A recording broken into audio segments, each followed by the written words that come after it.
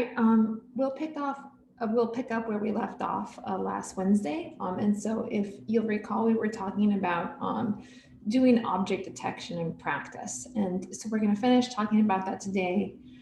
Then we're going to talk about labeling. And then the final two subjects that we'll be covering in the context of the computer vision portion of the course are visualization. So how do we visualize what these CNNs are doing, and GANs, which are another really powerful tool that have many fascinating applications.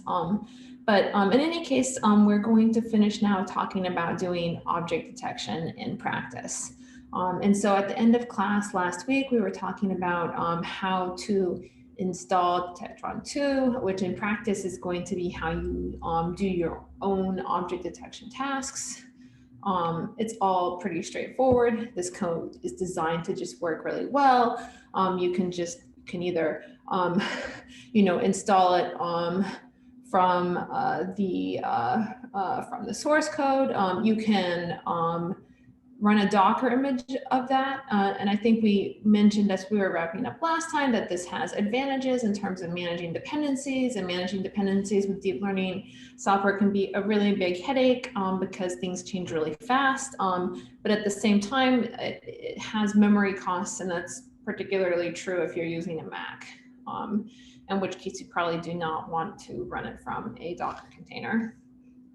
Or the final option is that if you're a Linux user, you can install the pre-built from source code versions, and that will be faster and a less error-prone installation process, and is pretty straightforward. Which brings us to another important point, which is that if you are using a GPU, you'll make use of something called CUDA, which is an NVIDIA framework for GPU computation. In general, if you purchase a GPU, you're likely to want an NVIDIA card, as they're far and away the most supported, but they're still pretty buggy, which is just kind of an early adopter headache. But in any case, this is all kind of online as well. It's pretty straightforward to figure out how to install. You can use Detectron 2 on a CPU for training. It's going to be pretty slow, but for doing kind of more modest applications, that's an option. Obviously, it will run quite a lot faster on a GPU. Okay. And so Detectron 2 enables you to train and evaluate models from the command line of Unix environments. And we've included some sample syntax here, which we'll talk about in more detail in a little bit. There's a getting started document in the repo that you can look at for more information on using the command line.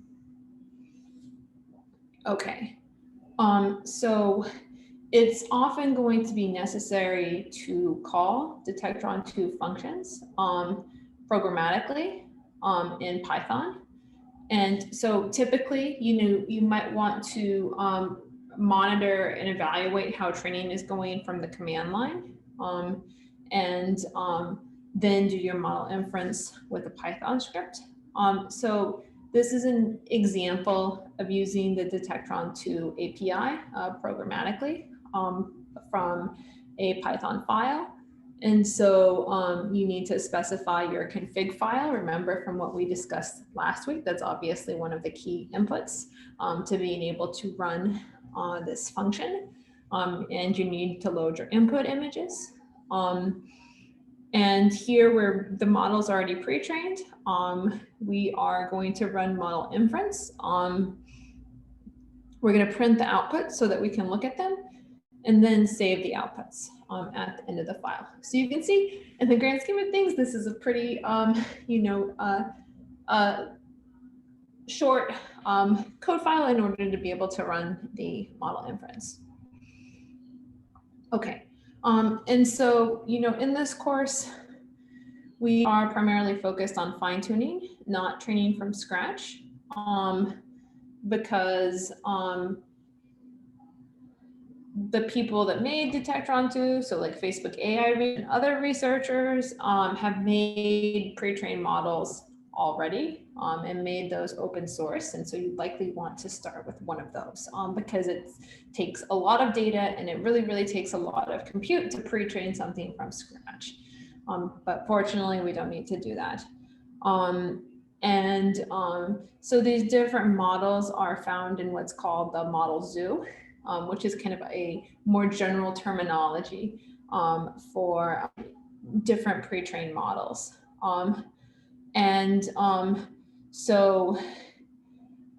There are models there where the detection and segmentation have been pre-trained on COCO, which remember is like the main benchmark data set for object detection. So you could potentially use those. However, our layout analysis tasks on documents, which is kind of the most common thing that probably you guys would want to run, is pretty dissimilar from natural images. Instead, what you would probably do is to just initialize a model that has the pre-trained ImageNet backbone, either ResNet or ResNext, which we saw both of those. ResNext is going to take longer to run, but may offer a performance boost, but it is going to be quite a lot more computationally costly to run. And so you would never train the 101 layers of ResNet from scratch because that would be very time and compute intensive and you need a whole lot of images, and that's just not something that would make sense to do. The region proposal network and the regression and classification heads that we saw in the object detection lecture, in contrast, they don't have nearly so many parameters. They're much more kind of reasonable to train yourself. As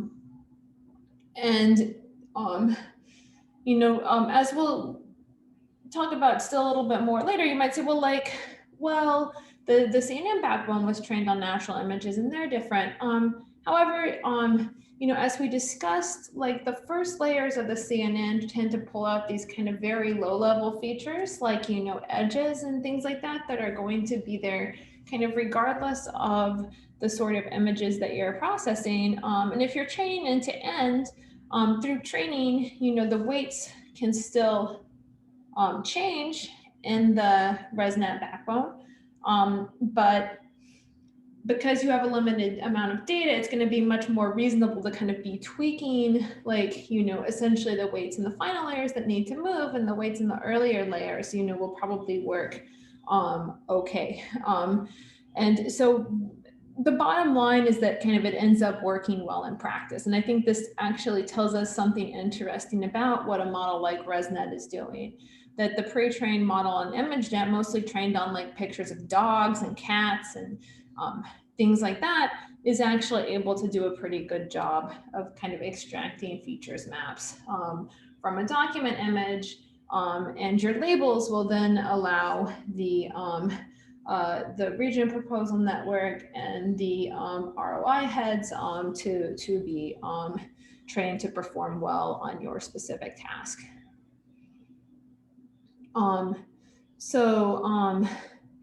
Detectron 2 also provides a library of configuration files. So you can take these configuration files and customize them to your own particular application by choosing particular model hyperparameters. And so it's important to understand that configuration files have a particular naming convention, which looks like the example I've shown here. And so this file, mask our CNN is the model you're using. 101, R101 is the backbone, which stands for ResNet 101. FPN means you're using the features pyramid network that we talked about last week. the final part, 3x, that's referring to the COCO training schedule, which is not going to be relevant if you're not using the pre-trained, ROI head, and you're just using the pre-trained backbone. And so this is an example of the first few lines of that file. And if you look at it, it itself refers to two other sets of files. So there's backbone weights that are specified.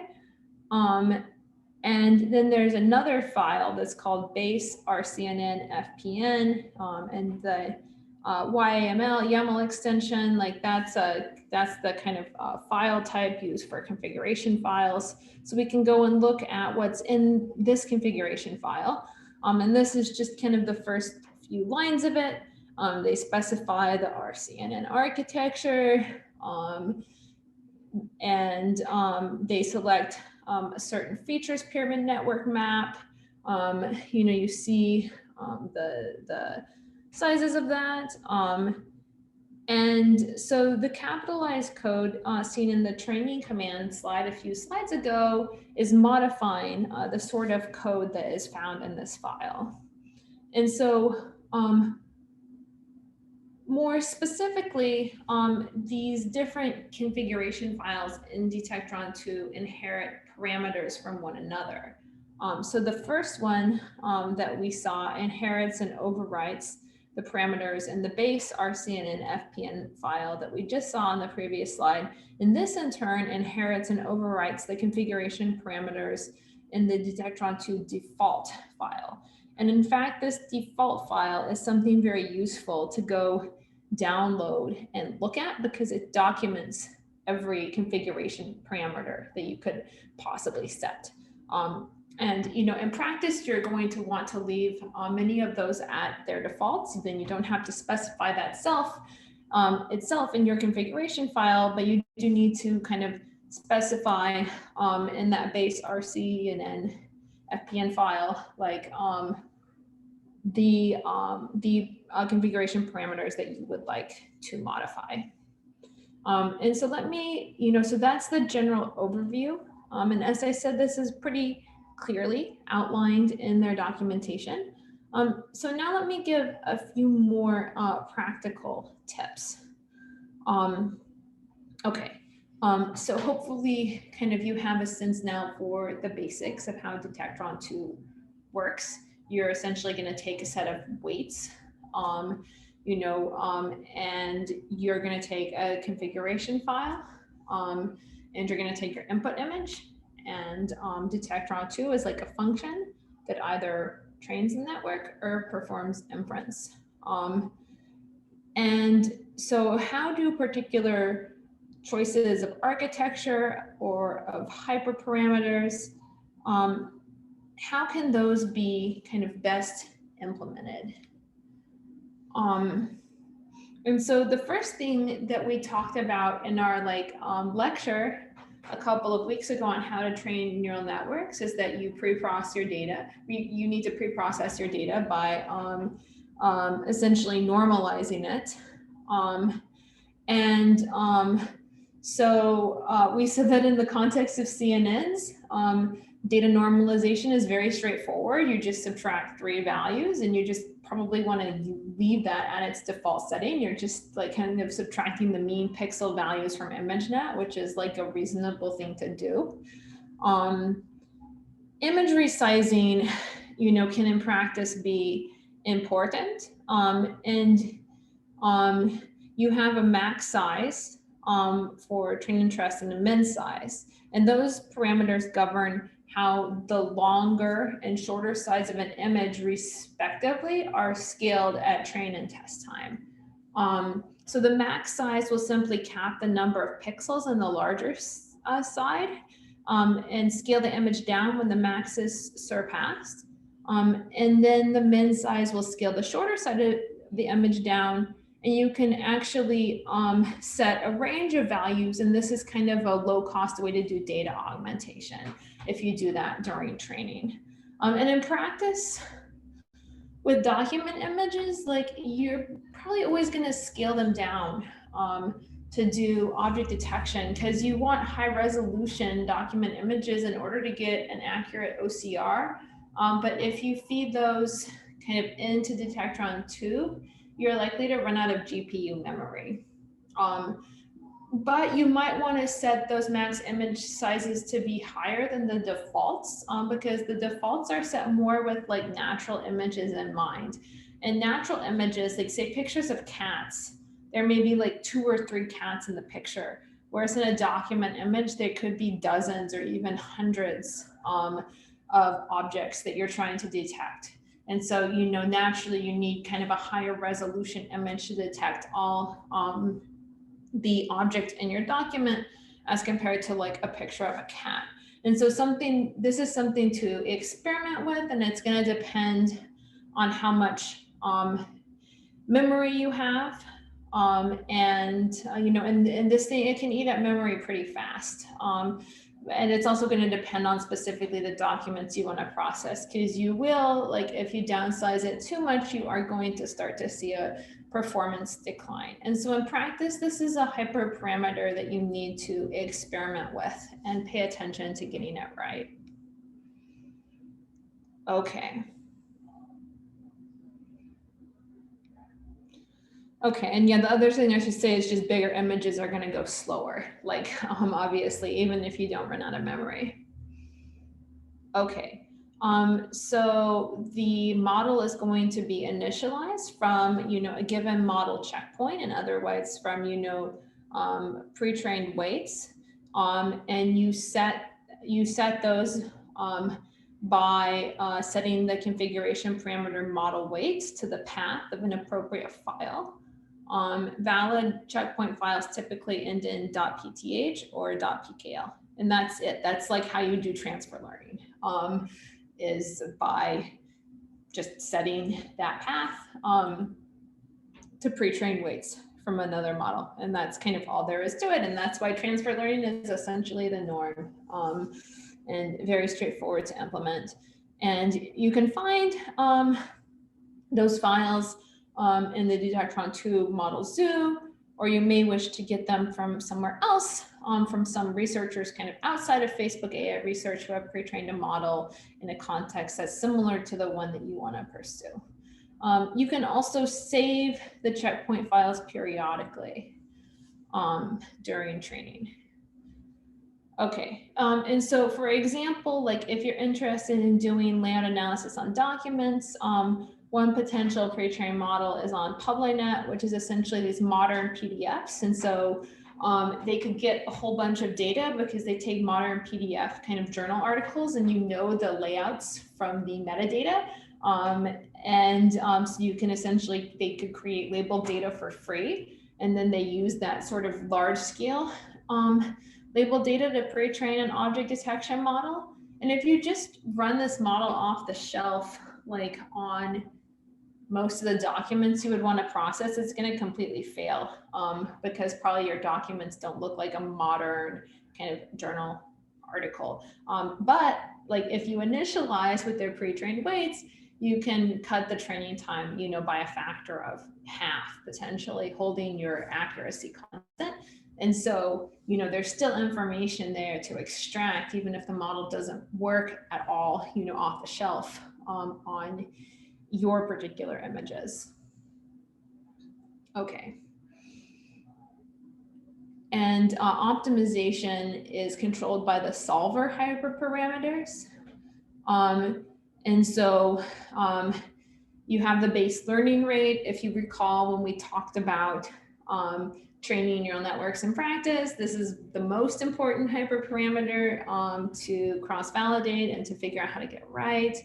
There's the max iterations, the steps, which is the list of iterations at which the learning rate will be stepped down by a factor of gamma if you want to have a dynamic learning rate schedule.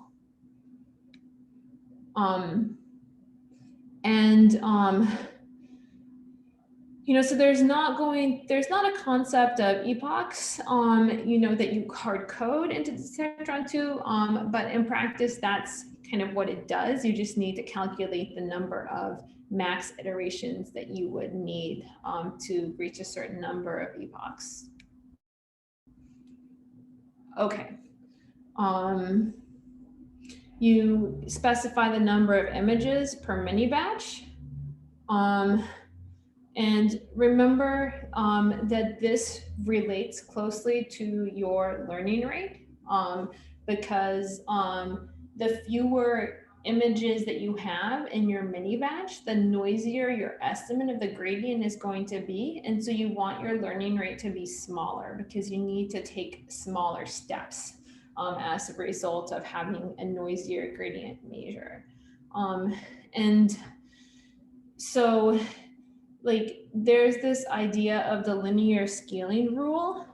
When the mini batch size is multiplied by k, multiply the learning rate by k. And where this comes in is you can go to the original Maskar CNN paper and see their batch size and their learning rate.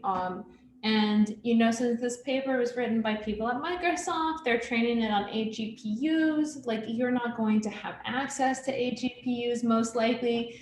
Maybe you just have access to 1 GPU that's kind of a similar specification to one of their 8. And so you need to cut the batch size and the learning rate by 8. Or start there and then experiment with it, right? So by looking at kind of the original papers, you can get a sense of what the batch size and learning rate is, but then you're going to have to look at their hardware, which they always report, and adjust it in order to, scale appropriately down to whatever hardware that you have access to. There's also this idea of warm-up parameters, which we won't really go into in detail, but basically it's going to help you do better kind of at the beginning of training. And so, this is just an example of potential values for these solver parameters.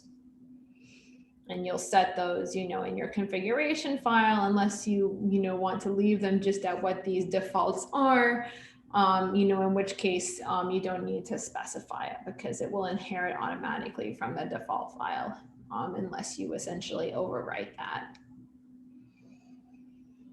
Okay, so there's other configuration parameters that are going to be important. And so you have your model.ROI head.new classes, which is just defines the number of classes in your image. And so, if you're trying to identify like dogs, cats, and birds, that's 3 classes, right? Obviously, you're going to need to set that. Anchor generator sizes sets the anchor boxes, box area for each features pyramid network features map. Anchor generator aspect ratios sets the anchor box aspect ratios for each FPM features map. And this can be pretty important because remember again that kind of the defaults of this are more or less chosen for things that work well in a data set like COCO or ImageNet of natural images. But it's not kind of uncommon in documents. For example, you might be trying to detect columns that are very long and slender and are going to tend to be much longer and more slender than any kind of animal or whatever that appeared, in ImageNet. And so in practice, this can be important to modify sort of depending on the aspect ratios that tend to appear in your documents. So you need to have a sense kind of from your labels of what aspect ratios tend to appear and make sure that the kind of the anchor box aspect ratios of your features proposal network represent those, or otherwise, the model is going to have to make much bigger adjustments and it's going to be harder to train. Let's see, you also have the number of proposals from the region proposal network that are sent to the ROI heads. In other words, the classification and regression heads. And this again, you may need to adjust because there's sort of a loose rule of thumb that there should be at least 10 times more region proposals than the average number of objects in an image. And again, because document images tend to have a lot more objects than natural images, the default parameter here may not be well suited. And this can make a pretty big difference because if you're getting rid of too many of the region proposals, then you're going to have a false negative problem where you just fail to detect objects because you've gotten rid of too many proposals that are actually like that are actually real proposals. And so you want to pay attention to that. So when training a model, Detectron2 will by default print loss metrics every 20 iterations, which makes it good for monitoring in real time. And when the model is finished running, the output folder will contain a metrics JSON file, which can be used to plot loss metrics, or some people write a script to plot the loss in real time for easy monitoring, which you can also do. Okay, so in order to sanity check an object detection model, it can be helpful to visualize the results of model inference. Because remember we talked about last week how there's no magical mean average precision score where you say oh, my model's good enough, I'm done. It just depends on what you want to do on the features of your document, right? You can be a little bit off on the edges, and if you can pad your object predictions without getting another object in the way, that's great, right? And so kind of the more tightly packed your objects are, kind of the more precise your detection is going to have to be, because you can't pad the boxes as much without kind of getting other objects in them. And so it's really just what's good enough for you is going to depend on what you want to do with it and what your documents look like. And so you have to visualize things. So this is an example script for visualization. And you can see here, we're visualizing kind of different objects on a newspaper. In other contexts, we've adjusted this, change the transparency, and so you can see better what's underneath it. And so you can play around with this and make the visualization kind of work for your particular context. But this is super important. I don't think without visualizing it that you can really understand whether what you have done is adequate and what sorts of problems may result with your downstream analysis. And so in practice, you definitely need to do this and evaluate exactly how good the model is doing. All right, are there any questions about any of this that we've covered today or last week?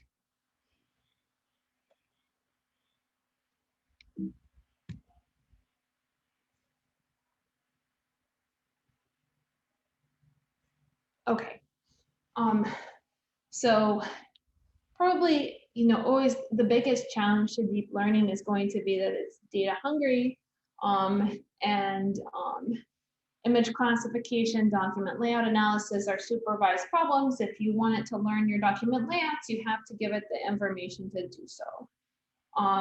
In the context of certain problems, there's ways to get around this using self-supervised learning. So we're going to see an example of self-supervised learning next class when we talk about GANs. And I think, in the coming years, there's going to continue to be advancement kind of in this area, and you won't necessarily need to do so much labeling, but kind of the state of the art now is that this is heavily supervised and you need to label.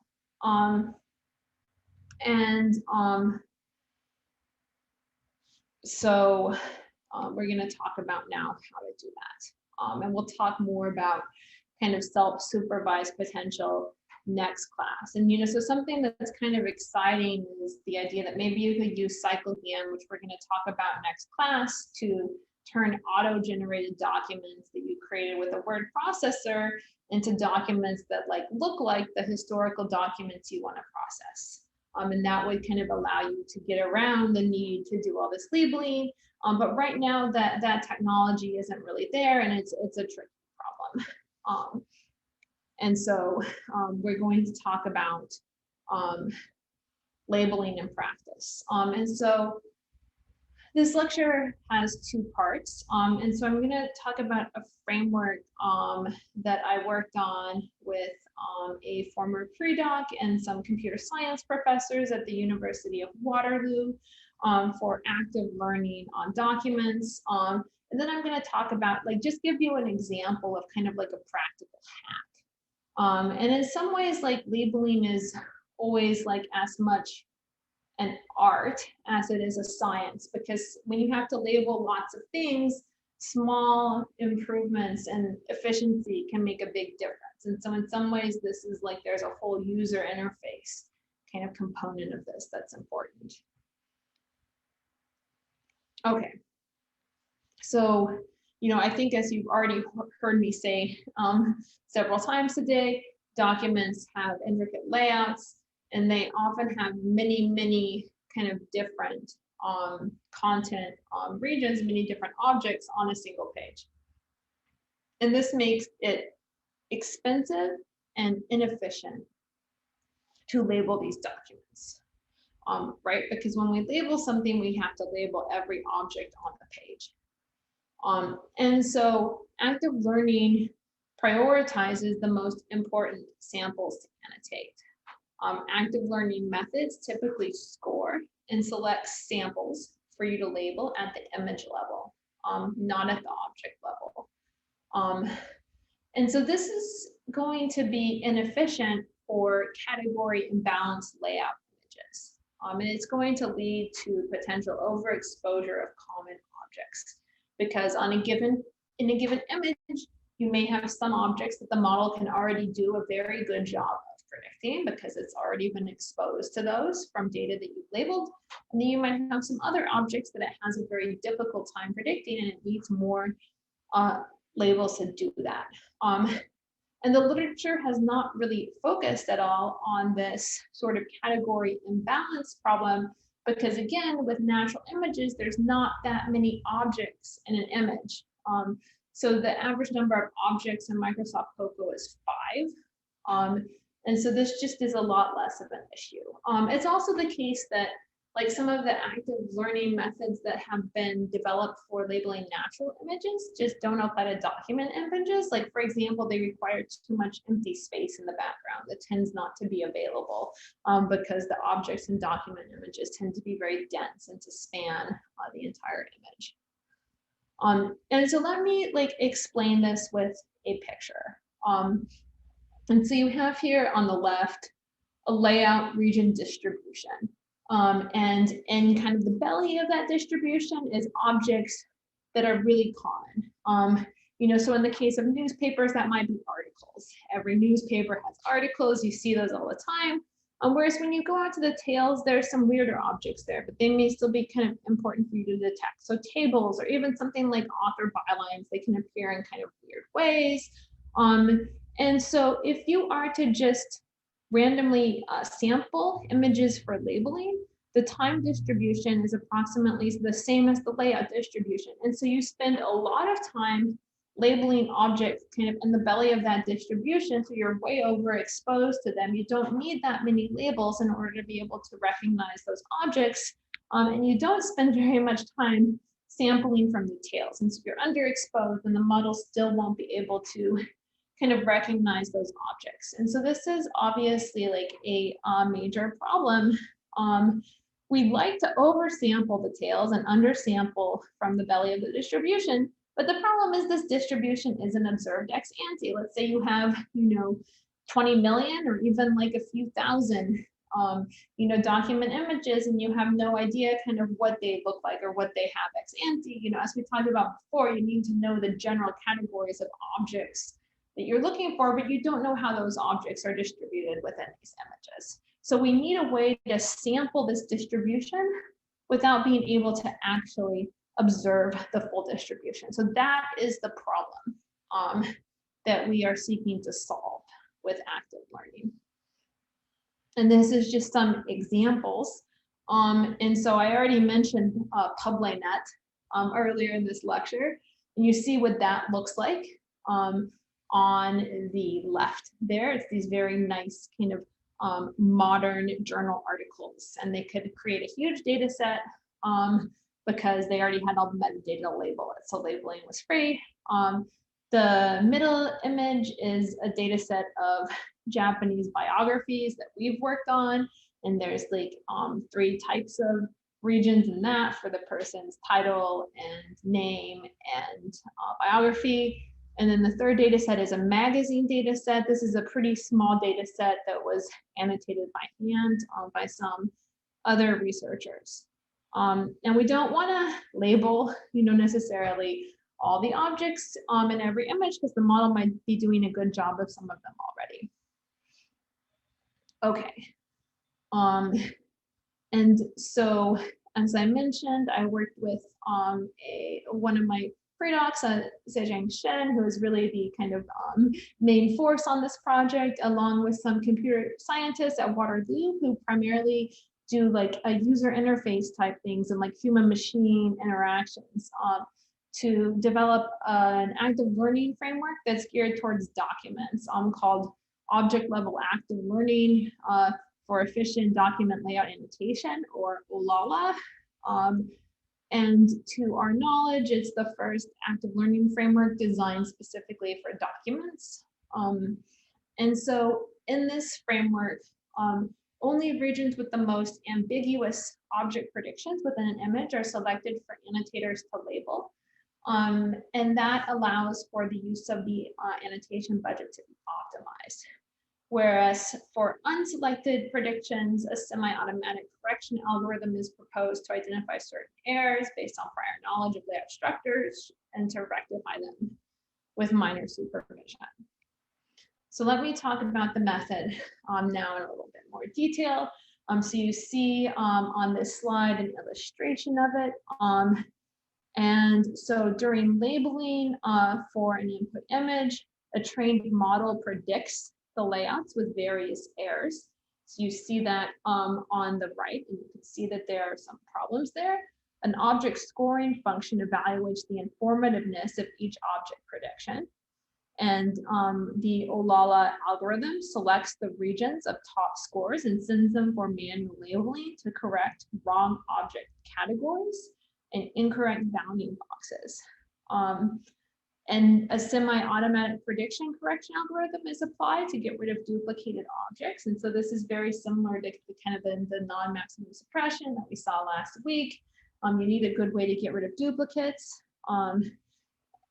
And you're going to need to recover false negatives. And after this process, the final annotation is obtained by labeling only a part of the objects. Okay.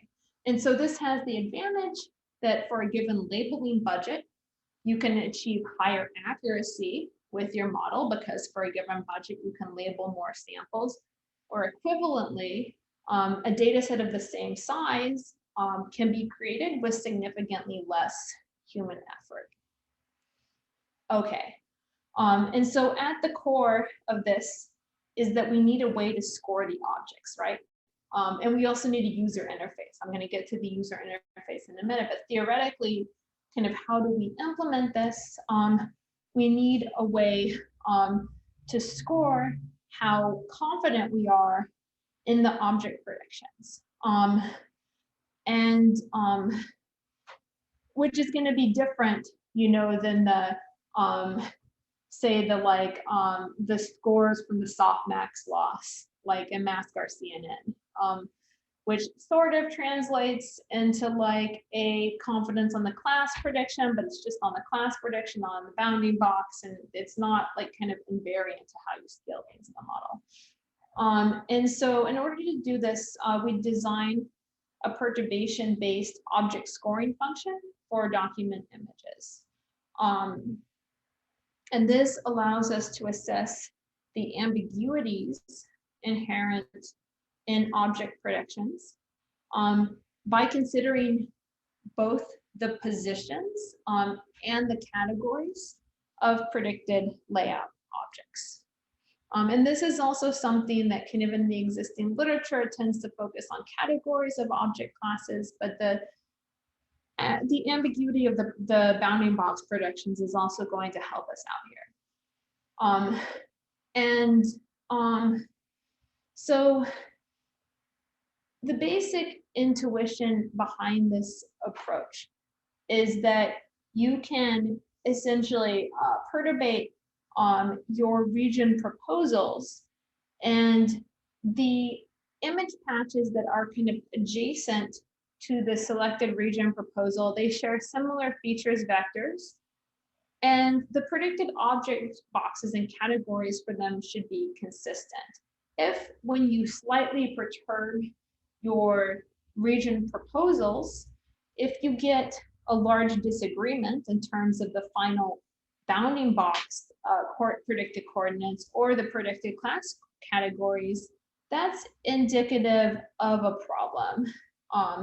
You're insufficiently trained for this type of input, or there's some anomalies in the given sample, both of which are going to demand essentially human attention. Okay, so how do we calculate this scoring function in practice? So we run mask our CNN, and that gives us, for a given image, a series of bounding box predictions and a series of classes for those bounding boxes. And what we are going to do is take that bounding box prediction, which is, defined by its kind of top left-hand corner and the width and height, and we're going to apply some small shifts to perturb that bounding box. These new boxes are created via horizontal and vertical translation by a ratio of alpha and beta. And we do that kind of a given number of times. We are going to take these perturbed region proposals and send them back to the network, to those region of interest heads that are going to give us the category and the class for that slightly perturbed region proposal. And then we measure the disagreement between the original prediction and the perturbed region proposals and use this as a criterion for selecting objects for labeling. And so, in practice, this is built kind of within mask our CNN. And so recall, there's the region proposal network part of mask CRNN. And then there's the what are called the ROI, the region of interest heads, which are the region classification and coordinate regression, bounding box regression portions. So we take the perturbed boxes. So we run mask our CNN on an image, like we've pre-trained it, and we send an image through it for model inference, and that gives us proposed bounding boxes. Then we take those, we perturb them, and we use those as alternative region proposals. Rather than generating those region proposals through the network, we use those alternative region proposals. We send those to the regression and classification heads that refine the proposal and that give its class, and that will give us a new set of box and class predictions. And then we formulate the disagreement between the position and the category, where the disagreement in the bounding boxes is just the intersection over union, and the disagreement in the class scores is just the measure of cross entropy that we've seen before for training classification. And then we take a weighted sum of those, and we're going to prioritize the objects with larger disagreement for labeling. And so this is essentially asking us about the robustness of the bounding box and category predictions. If our model is doing a good job, we should be able to perturb our region of interest a little bit and get out essentially the same bounding box coordinates in class. predictions. And if that doesn't happen, there's some kind of problem.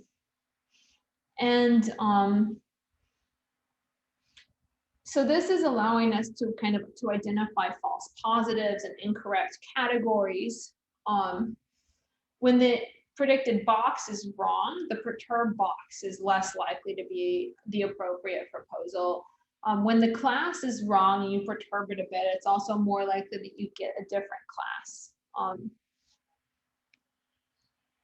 Okay, and so we do simulation experiments that allow us to test this approach and compare it to existing kind of image level approaches. And I don't want to go into the details of that here. You can check it on the paper.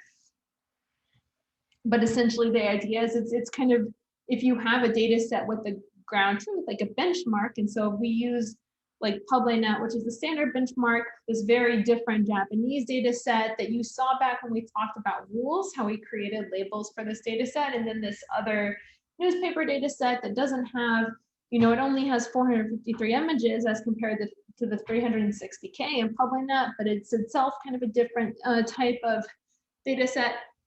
And then we can run these simulations to see how well we're doing, right? So we have like a labeling budget, and we know the ground truth, right? And so we say, okay, this round we can label like, 100 objects. Now let's sample them using the algorithm, for active learning, and then let's see how well we're doing. And this allows us to kind of evaluate how well the algorithm is doing and compared to other algorithms, because in these data sets, like we know the ground truth because we have the complete set of labels. And so that's why kind of these benchmarks are so useful for developing new methods. And so you can see all the details of this in the paper, but I just want to say that kind of there's a punchline from this, which is that this is doing pretty well. The green line is the OLALA algorithm, and on the y-axis is showing you the mean average precision. And then we're going through multiple rounds of labeling, where each round of labeling, there's a budget that allows you to label a certain number of images. So the green line is the OLALA algorithm. If you don't remove duplicates, you do a bit worse, but it's not horrible.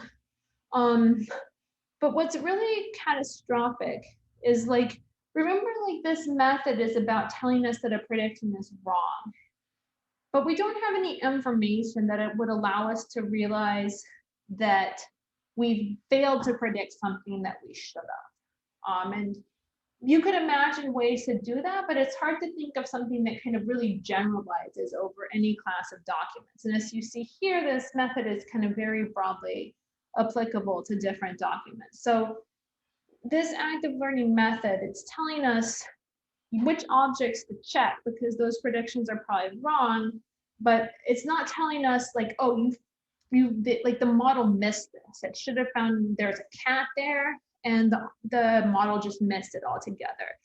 And so, in simulations, you can allow it to check for those missing predictions, and then if it's there, impose a labeling cost to label that. And when you do that, the model does really well. When you don't do that, the accuracy just implodes, essentially, just to zero. And the reason that is if you tell the model something wrong, it starts learning that wrong thing. And so if you send the model images and you fail to annotate certain objects, pretty soon it just gets completely confused and it can't output anything of value. And so what in practice this means is that when you're using this, to focus on the predictions that you are checking, you also need to check whether it's failed to predict objects altogether. And so let's talk about what this looks like in practice. And so as I mentioned, this collaboration is kind of mostly with these computer scientists who do UI stuff. And so if you want to use this, you need a UI for it. And so we worked on integrating it into an open source labeling software called Label Studio that can be deployed locally or in the cloud. And so there's already this baseline product called Label Studio, and you can go and just download that. It's open source, but because it's open source, right, you can also modify the source code and change it to meet your applications. And so here's some features that we added. And so you see here is a picture of a newspaper. And so in panel A pre-trained model generates object predictions, and they are highlighted as rectangular boxes, and the color denotes the category. In panel B, the model prediction selector enables hiding predictions of low object scores. And so in this case, objects at top 25% scores are presented. And so you're having the annotators only look at the objects that have the worst prediction, and that allows them to kind of focus their effort where it's most likely to be needed. Remember that, like we just saw, that you have to fix false negatives, and we can also make that false negative correction much more efficient. So the false negative highlighter, which you see in panel C, helps annotators to recognize misidentified objects from the model predictions. After it's enabled, you can just click a box. It converts all predicted regions to just a dummy color, and regions without predictions are highlighted. And so altogether in panel D, this helps us to more efficiently be able to label these samples, and kind of makes it feasible to implement this. And I think that the code for this will be released soon. It just has kind of a little bit more work that needs to be completed to resolve some bugs. So we've been using it with annotators for a fair amount of time to work on just resolving kind of various issues, but we'll be releasing this code soon. But even without this, the OLALA algorithm code is like in my GitHub page, and just just running that and just taking the average score on an image is also something that we do that's just really useful. And so just by taking the average object score, it's going to tell you images that your annotators probably need to pay more attention to. So even without this whole interface, the score is still pretty useful just for selecting images to label. But we're also working on finishing up and releasing the full UI. Okay, are there any questions about active learning?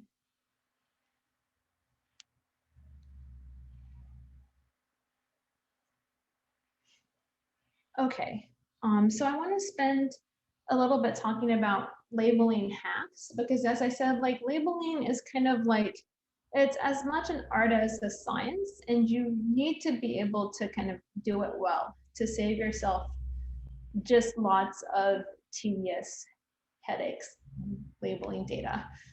Okay, so here's an example of a document that we have worked quite a lot on. And so this is firm level reports from 1950s Japan. And there's tables here. If you want to see this oriented like a document in English, you need to rotate it 90 degrees to the left, and that's the orientation of the tables. And so if you were to just sit down and label this image, it would take you hours to carefully label every object in this, because there are thousands of objects in this image. And as we just talked about, you have to label every object in an image for training. So just to get to the point where you could implement OLALA, just to train the first pass of the model, that's already many, many hours of labeling. If you say well, I need 50 labeled images for a first pass, labeling 50 of these is gonna take you a very long time. Okay, so we can make this problem more efficient by breaking the layout down into their component pieces. And so for example, this original page has 16 rows. We can just segment this into individual rows. And you see here the objects in an individual row. Still, each row has around 100 to 120 objects. where the objects are different variable names and values in the table titles. It's still going to take you a fair amount of time to label enough of these to do a first pass. And so let's say it takes about 20 seconds to create a high quality label. Labeling one of these rows is probably going to take you around 40 minutes. And so we developed a hack that helps this to go kind of even faster. That's, you know, if you had to label 60 of these, that's still a full work week. That's a fair amount of time. And so we show this here, and I'm going to talk you through this figure in more detail. Okay, so first we take the rows, which you saw here. So this is a row, and we're going to segment that into individual columns. And so again, to think about this in English, just turn it 90 degrees, right? And so we kind of transpose what we call a row and what we call a column, but we're going to segment this into the individual columns, which are like, you know, in the English equivalent, individual rows of a table. Okay. And you can, in order to do that, it's pretty straightforward to segment it into columns. And look, now typically you're only going to have 2 objects per column. And so each column is probably going to take you, you know, under a minute to label. And so you can label a decent number of these columns pretty fast. And so first of all, you have to take your row and break it down into columns. It doesn't have to be perfect. It doesn't take too many, you know, maybe label like 20 of these images and you'll be good for running mask RCNN to detect the columns. And here when we've labeled, we've distinguished between the green, which are the title columns, which use that large bold-faced font, and the other columns, which are red. And the reason why this is helpful is that title columns and regular columns contain very different looking objects. And so we may need more samples of one than the other. If we separate them out, then we can easily oversample the title columns, because when we run mask RCNN, we know what's a title and what's not. So we label these, it's pretty quick. You know, there's, I don't know how many here, maybe like 30, 40 rows, or sorry, columns per row. And we just have to classify whether or not it's green or red, like in Label Studio, and this goes pretty quickly. Okay, so now we have our rows, and we're gonna predict layout elements within individual, we have our columns, and we're gonna predict layout elements within individual columns, which have pretty simple layouts with typically only 2 to 4 objects. And so the fact that now these component columns have very simple layouts helps us in 2 ways. So it's just, we can label each one in under a minute. But then on top of that, the model also doesn't need as many labels to learn it, because they have like simple layouts. So it's an easier thing for the model to learn. And so we're able to very quickly, you know, within, you know, a few hours, label enough columns to be able to fine tune the layout analysis model to detect objects within columns. And then we run that model and merge the resulting column level predictions back into row level images to facilitate checking the accuracy, right? So we've run these predictions, and now we want to do active learning, right? We essentially want to fix them. Maybe we use OLALA to figure out which ones are problematic.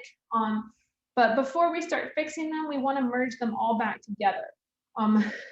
Because with like, you know, a labeling software, especially something like Label Studio, which is like kind of buggy, you know, there's a lag when you need to change images, you know, especially if you're doing this remotely. So you're just going to save time. It's a waste of time to toggle between images. And what you want to do is merge those columns all back together into a single row, like you see in point 3 there, so you can very efficiently fix the predictions. So you correct the column level predictions after they have been merged back to a row level image. And now you have labeled rows, and you use these labeled row images to predict the layout model at the row level on your full documents. And this just ends up making the whole labeling process much, much faster. and much more efficient. If certain predictions are less accurate, we can oversample rows with lots of predictions in that class.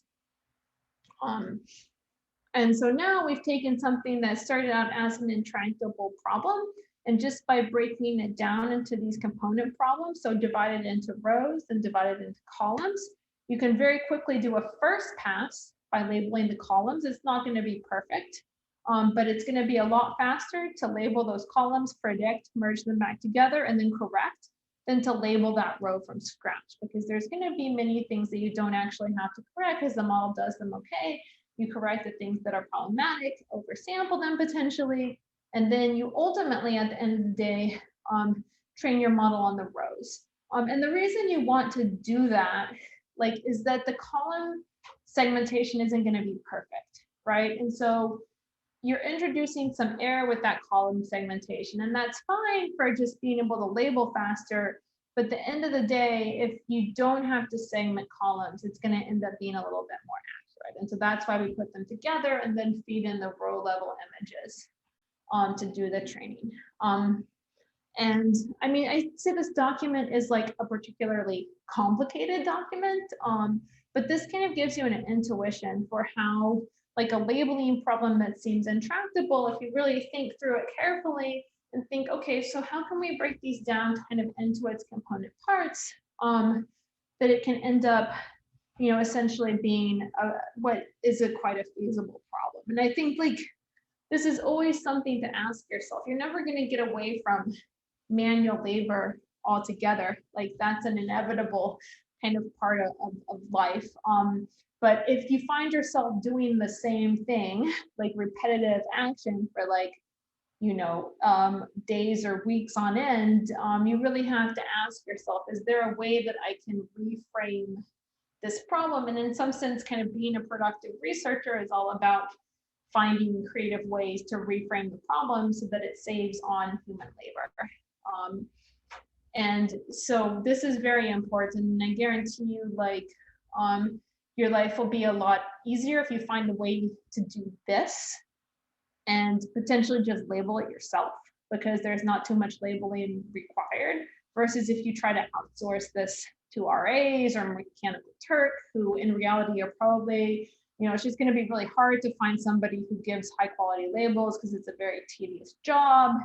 And that will cause all kinds of headaches. Whereas if you can just figure out a way to not need so many labels, like, your life is going to be kind of so much easier. And so always kind of prioritize that above all else.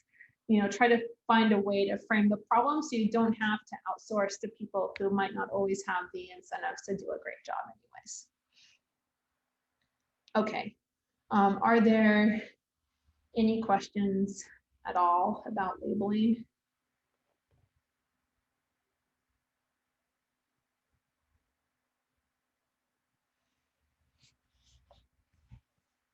I'm going to spend a little bit of time talking about deep visualization, which wasn't initially on the syllabus, but then I realized that it's kind of important for just being able to intuit what we've been doing. So maybe at the end of the day, you figure out how to get mask RCNN to work, and it works, and that's great. But I think it's nice to have just in your mind a little bit of intuition for what it's doing. Plus, it's a pretty fun topic. So computer vision researchers have phenomenal visualization skills, which is perhaps not surprising, given that a lot of them have computer graphics backgrounds. And so I would highly recommend checking out Distill, which is this amazing journal with just fantastic visualizations for deep learning problems. Economists are, I'd say, not so great at visualizations. When you publish a paper in a journal, they'll even tell you it needs to be black and white because they still print the thing. And so in some sense, kind of our visualizations in economics tend to be kind of at the same place they were 100 years ago when they were also printing the QJ in black and white. Whereas the deep learning researchers just have these phenomenal online journal articles with interactive visualizations, and it's just it's really cool. And so, for that reason alone, it's important. We're going to spend a whole lecture on visualization in the context of NLP2. And so we'll be coming back to this topic. And so we want to think about two questions, like what does the network detect? And how does the network develop its interpretation of images? And it's pretty straightforward to interpret the inputs to the network, which are just, it's an image. There's values for the red, green, and blue color channels for every pixel in the image. And there's outputs, which are like class labels and probabilities, coordinates of detecting layouts, but thinking about the hidden layers is harder. And so thinking about how we visualize these hidden layers is essentially going to be, we're going to talk about this at the beginning of, maybe spend about 20 or 30 minutes talking at the beginning of class on Wednesday about how we can actually go about visualizing these hidden layers, which are very hard to kind of think about in the abstract, but you can do really cool things with visualization. So I think we're about out of time for today, but we're going to return to this question on Wednesday.